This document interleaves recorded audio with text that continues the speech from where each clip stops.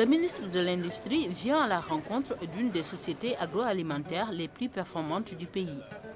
La nouvelle minoterie africaine continue son expansion.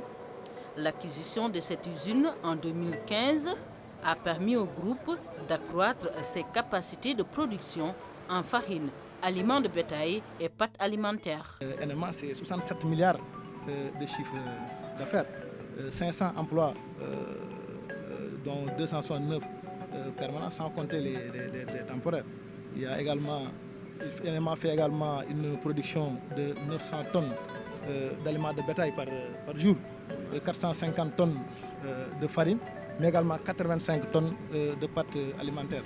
Toujours à Yarar, le ministre s'est rendu sur un autre site du groupe. Cette usine spécialisée dans la production de pâtes a une capacité de 80 tonnes par jour. Derrière cette image reluisante subsistent toutefois des difficultés liées à une concurrence accrue.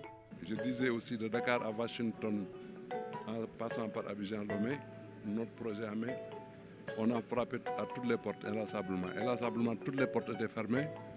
Mais ce que nous savions à l'époque, on avait la foi chevillée au corps et une conviction qu'au bout de l'effort, si pénible fut-il, il y aurait la récompense. 17 ans après, si on fait un chiffre d'affaires de 60 milliards, ça veut dire que la foi qu'on avait à l'époque a porté ses fruits. On voudrait également remercier l'État de nous avoir accompagnés. Certes, il y a beaucoup de difficultés, en commençant par la dépénalisation des chèques. L'autre problème, c'est l'importation des pâtes. On a montré au ministre un magasin plein de pâtes, presque pour une valeur de 1,5 milliard, c'est un problème.